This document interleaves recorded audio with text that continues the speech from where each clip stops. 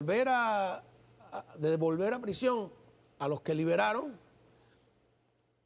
y también, como hubo una manifestación en Río Cauto, a los que estén protestando por la luz, por la falta de agua, por lo que vale la pena protestar en cualquier lugar del mundo. Es normal que protesten, ¿no?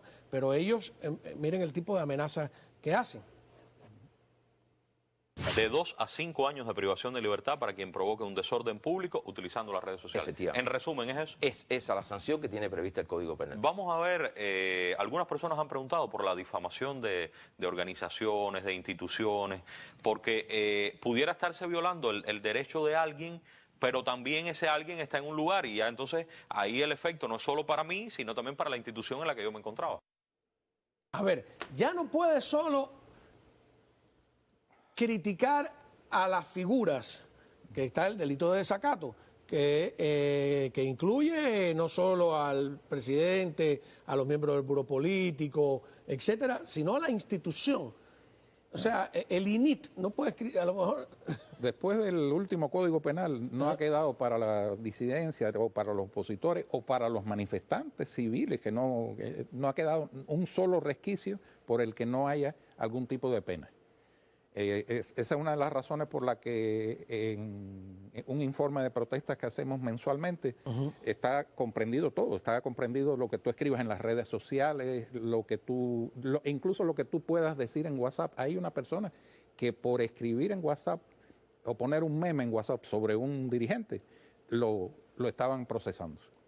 O sea que no queda casi nada. Y este señor es un equivalente de lo que pasó, por ejemplo, con el genocidio en Ruanda, que hubo 2 locutores de radio que fueron condenados por la Corte Penal Internacional, por incitar al odio, incitar a la violencia, y este señor constantemente incita a la violencia y, ¿cómo decirte?, el expediente de él en represores es así, porque además lo vamos renovando, lo vamos...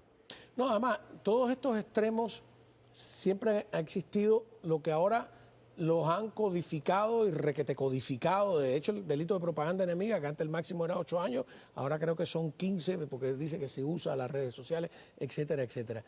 Yo no sé si tú recuerdas en La Cabaña un personaje que le decían el soñador, que era por ahí tenía el nombre del soñador, ahora ya no lo recuerdo, que es un tipo que estaba condenado a 9 meses de prisión porque había soñado que Fidel se había muerto. Oh, yo oí de ese caso. ¿Te acuerdas de ese caso, no? Sí. Y había una galera entera de ojalateros, que yo creía que eran gente que vendía hojalata. Ojalá que le pase esto, ojalá que pase lo otro, ojalá que esto se caiga. O sea, es un delito de lesa interjección, ¿no? Sí.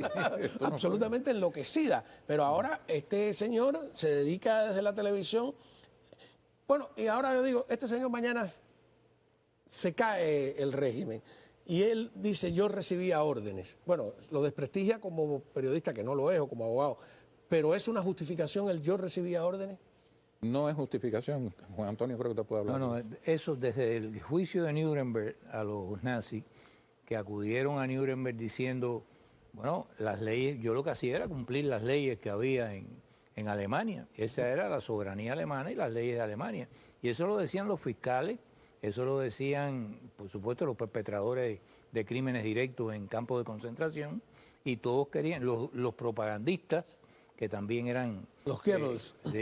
Y eso, desde aquel momento se dijo, no, hay crímenes que no pueden ser justificados simplemente diciendo que hay una cadena de mando, que hay leyes que amparan todo eso, porque a partir de entonces incluso vino toda una jurisprudencia internacional, como es la propia Declaración Universal de Derechos Humanos, que ya establece esto es inviolable, esto es inviolable, esto es inviolable, esto es inviolable. Incluso el término de universal, Declaración Universal de Derechos Humanos, es para especificar que no existen pretextos ni culturales, ni religiosos, ni políticos, ni de guerra, para violar los derechos humanos. O sea, tú no puedes decir, no, yo violé este derecho porque en mi país la tradición es esta. Sí. O la cultura, no, son universales. En el caso de los militares, por obediencia debida, que dicen, no, yo estaba obedeciendo órdenes. No, eso no te justifica en caso de violaciones de derechos humanos. Creo que me dice que tenemos ahí el expediente acumulativo de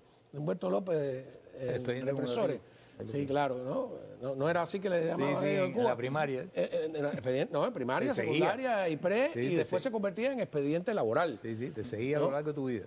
Es una cosa tremenda que te persigue hasta el resto de tu vida. Sí, Bueno, tiene, pues este lo tiene también. sí, le manchan el expediente, ¿te acuerdas? Sí. Le manchan Por el cierto, Cao, para hacer justicia, donde hace falta hacer justicia, aprovecho la oportunidad para decir que nosotros empezamos este proyecto, pero hubo precursores, pioneros de un proyecto similar, que fueron los abogados estos que estaba coordinando Willie Allen, represores ID. represores ID, que ellos llevaron ese trabajo durante bastante tiempo. Creo que en alguna medida lo siguen haciendo. Lo que pasa es que lo que introdujimos nosotros era la cuestión de crear una base electrónica de datos, de forma que directamente desde Cuba la gente pudiera denunciar a sus represores. Y una de las cosas que dijimos es, hasta ahora lo que vemos como expresión gráfica de la represión son las fotos de la gente con la cabeza rota, con los golpeados, etcétera. Dele la cámara, dele una vuelta, un giro a la cámara y tome la foto de su represor y mándela con todos los datos y la denuncia. ¿Hay algún caso aquí que se haya logrado llevar a la justicia? Ha habido dos casos que yo recuerde. Uno fue el de el enfermero, Heriberto Mederos, que era el enfermero de Mazorra. Que fue un caso migratorio también, para quitarle la ciudadanía o la residencia. El enfermero del Hospital Psiquiátrico de Mazorra, que le daba En la sala electroshock Carbó servía. a los disidentes. Ese señor hubiera podido recibir hasta 5 años de cárcel y una multa como de $250,000 por haber mentido también en sus papeles de inmigración. Pero murió poco antes de que lo condenaran. Y está el caso de Saúl Santos Ferro, que fue un oficial de la seguridad del Estado en la prisión de Tacotaco, que entonces era Pinar del Río, ahora es Artemisa, que lo vieron en un sedano, le tomaron una foto y a partir de ahí se le inició un proceso y ese hombre estuvo 6 meses preso, tuvo que pagar una multa también y lo enviaron de regreso a Cuba, aunque creo que Cuba lo deportó de nuevo. Vamos a ver ahora si lo reciben. O sea, que está aquí de nuevo. Creo que sí. Saúl Santos Ferro. De Tacotaco. Sí, había otra 5,5, otra cárcel famosa en Pinar del Río. Pinar del Río, sí. En aquella época. En Tacotaco era donde estaba el ñato. ¿Qué le decían? Le decían el ñato, ¿no? Creo Sí, que uno de los peores sí, carceleros de... terrible, ¿no? No nos toca más que especular y falta una especulación, la de que no den la identidad.